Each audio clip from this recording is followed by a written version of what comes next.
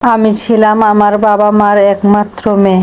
একমাত্র মেয়ে হলে কি হবে? আমার জীবনে কিন্তু কোনো কিছুতেই সুখ ছিল না। বাবা মা অনেক কষ্ট করে আমাকে বড় করেছে, কিন্তু কোনো কিছুরই অভাব বুঝতে দেয় নাই। যদিও বাবা মা অনেক গরিব ছিল, তারপরেও আমার কোনো আশা অপূর্ণ রাখেনি। সব আশাই আমার পূরণ করেছে তারা। বাবা অনেক আশা অনেক স্বপ্ন নিয়ে আমাকে বিয়ে দিয়েছিল বড়লোক বাড়ি দেখে, কিন্তু এই বড়লোক বাড়িতে যে আমার কখনোই সুখ হবে না, এটা আমার বাবা মা কল্পনাও করতে পারেনি।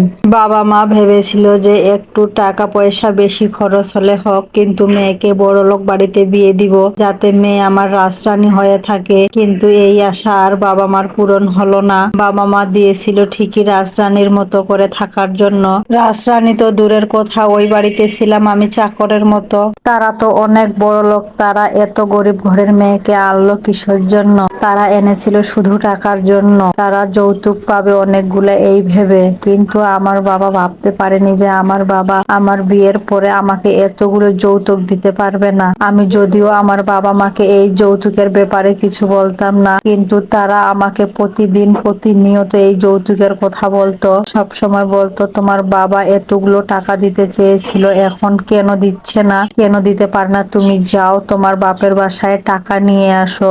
আমি কি আমার বাবার বাসায় গেলে আমার বাবা কি সঙ্গে সঙ্গে আমাকে টাকা দিয়ে দিবে? আমি তো ভালো মতোই জানি যে আমার বাবা ঋণ করে আমাকে বিয়ে দিয়েছে। এখন আমার বাবা আর এতগুলো টাকা তাদেরকে দিতে পারবে না, সেটা আমি ভালো মতোই জানতাম। কিন্তু আমিও তাদেরকে কিছু বলতাম না, আমি শুধু মুখ বুঝে সহ্য করেই যেতাম। শুধু আমি না, আমাদের দেশে এরকম বহুত মেয়ে আছে যে যৌতুকের কারণে অনেক অত্যাচার সহ্য করে। কবে এই মানুষগুলো মানুষের মতো মানুষ হবে? এরা কি কখনোই মানুষ হবে না? এরা কি কখনোই মানুষের কষ্টগুলো বুঝতে পারবে না?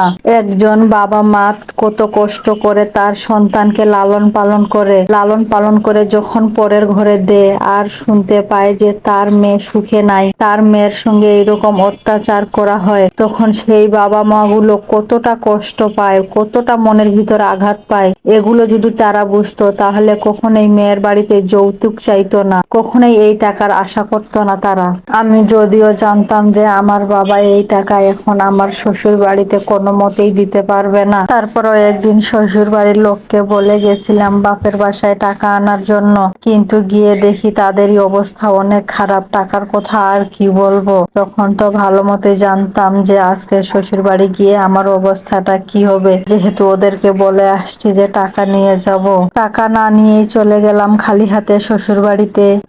গিয়ে তো দেখি শ্বশুর শাশুড়ি, স্বামী মনে করেছিল যে আজকে টাকা নিয়ে আসবই, কিন্তু তারা দেখলো অবশেষে যে আমি কোনো টাকা নিয়ে আসিনি। সেদিনও তারা আমাকে অনেক কথা শুনিয়েছে, অনেক অত্যাচার করছে, কি আর বলবো। আজকে মেয়ে হয়ে জন্মেছি বলে সবার কাছে এত অবহেলার পাত্র। আর যদি ছেলে হয়ে জন্মাতাম তাহলে তো কখনোই এত কষ্ট পাওয়ার লাগতো না। আমাদের সমাজে এমন অনেক লোক আছে যারা যৌতুকের টাকার জন্য ঘরের বউয়ের ওপর অনেক অত্যাচার করেন। আপনারা কখনোই এই কাজটা করবেন না, কারণ হয়তো আপনার ঘরেও একটা মেয়ে জন্ম নিতে পারে, আর সেই সময় আপনার হয়তো যৌতুক দেওয়ার সামর্থ্য নাও থাকতে পারে। তখন আপনি কি করবেন? তখন যদি মানুষ আপনার মেয়ের সঙ্গে এইরকম অত্যাচার করে, এই কথাটা সবসময় মনে রাখবেন।